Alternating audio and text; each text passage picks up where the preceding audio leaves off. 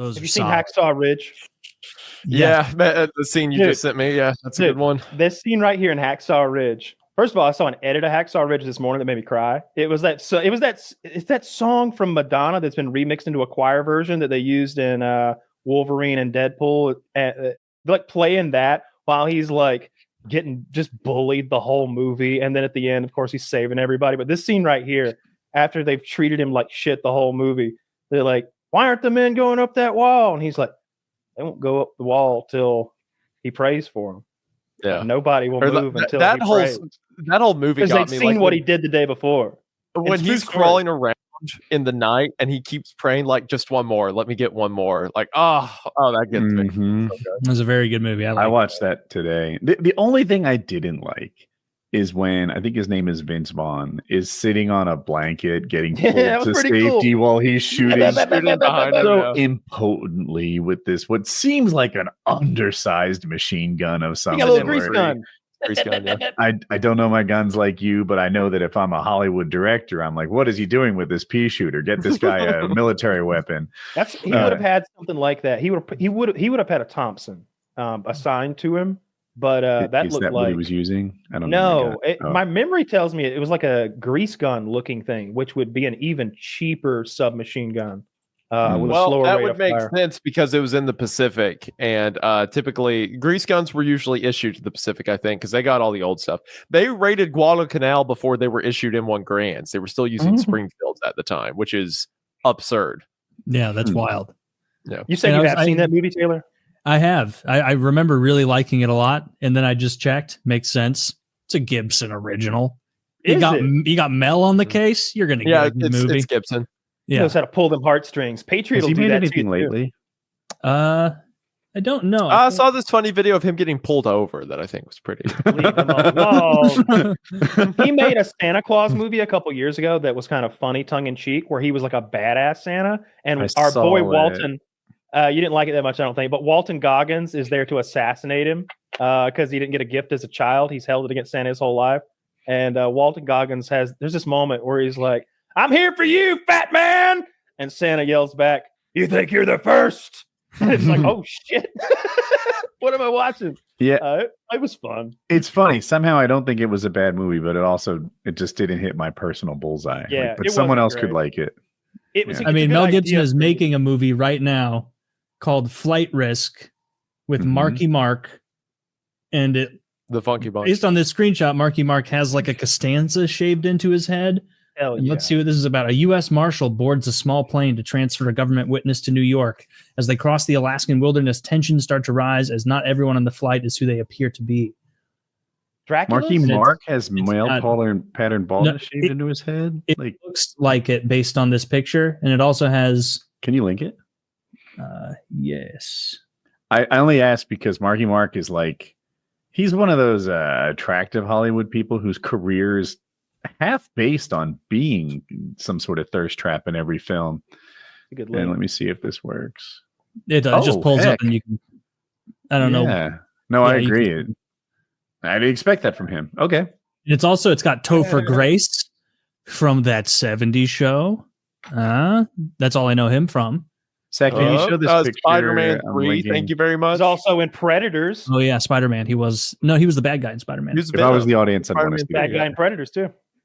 All right, so what? Look at that. He is not thirst trapping it for us. Like, that's not the hottest version of Marky Mark. They gave him gum disease. Right? I'm catching that now. He's got Austin Powers teeth. Yeah. They lit for it, I would argue. Like, if people don't know, if you do fill lighting, like I would never do on this show, then it kind of like fills in the wrinkles. But if you do overhead lighting exclusively, it magnifies them. You put shadows on every wrinkle, and that's what they did in that shot. Yeah. Well, I'll watch a Gibson original. I'll watch Flight Risk. I won't. That seems like shit. I hope he makes a real movie. I wish he would make something like Apocalypto or some big period piece, some war epic. That is what he's best at. Yeah. When there was that one Vietnam movie he made, like We Were Soldiers, maybe. It's about the first cavalry division that went to choppers in Nam, and it's got him and that mustache man whose name's escaping me. That's a really good one. From Tombstone. We Were There's that Soldiers. one Did you part. say it already? Wait. Mustache man. You're talking about Val Kilmer? No, or Kurt Russell. the old one. No, the old one. Sam Elliott. Sam Elliott. Yeah. There's a part where this American's been napalmed by friendly fire, and they go to drag him to safety, and the meat comes off his legs when they go to pull him by his feet, and the guy's just like, ah! And of course the man is like, ah! And the guy who called in the friendly fire is like, oh my God, what have I done to my people? And the Sarge grabs him. He's like, you listen to me. You get under control. You got to call that. You got to keep bringing that fire in. You're all that's keeping us alive. He's like, okay, all right. Well, that next one, he's like, get the next one right. You know what I mean? Because you dropped fire. What movie is this? We Were Soldiers. Oh, I actually haven't seen We Were Soldiers. It's a true story. Long story short, it's when when we started the air cavalry.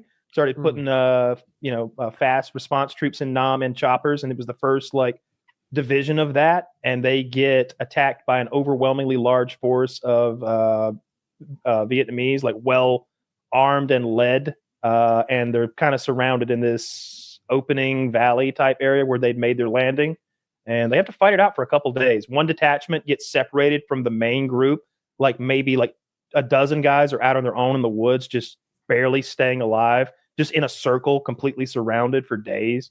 It's a good story though. It's hardcore. It's very, very violent. Gibson does not skip on the gore. Does Gibson lose that? They do, right? They get more kills, but they also lose the land. They in the end they evac and sort of leave. And the Vietnamese general has this moment where he comes out and he's like, we won the battle, but I don't know about this war. This isn't we can't keep doing it like this.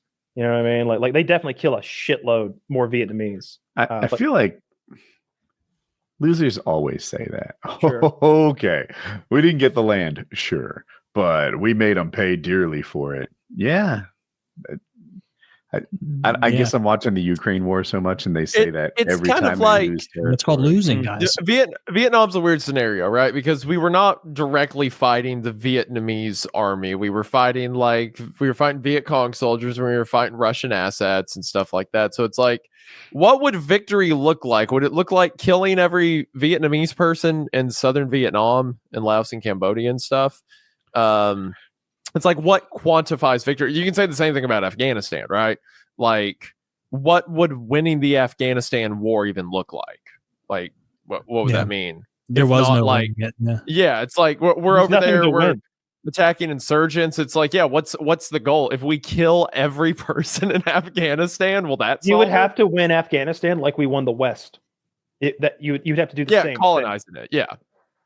And eliminating them. You would have to round them up. You can't allow you're not going to defeat a Bedouin tribesman and his cousin fucking allies over the mountain ever. You know what I mean? Because okay, you could beat the Taliban maybe, but that's just what they're calling themselves They'll today. change their name, right? Yeah. We beat Al Qaeda, then we beat ISIS mostly, I guess, and now we'll beat the next one too. So it's what does winning mean, right? Yeah, exactly. Just keep declaring it. You know who we're taking out? The number 3 guy that you've never heard of. We get him all the time. Exactly. Yep. Yeah. This guy who's really not important enough to end this, but we got to hang our hat on something because it's been a lot of nonsense. It's interesting because lateral warfare was always the other side surrenders or you take their capital, you take their government, right? But when you're fighting a guerrilla force, it's either the complete extermination of the guerrilla force or whatever force you're fighting entirely, or you just leave eventually. It's the only I don't know. I feel like Al Qaeda and ISIS are kind of on their back foot, right? You don't really hear them in the news cycle anymore. Who just retook Syria? ISIS just retook Syria, didn't they? Yeah, and sent Russia leaving with their tail between their legs. Yeah. Huh. So we'll probably see a similar situation in Syria now that we did in Libya.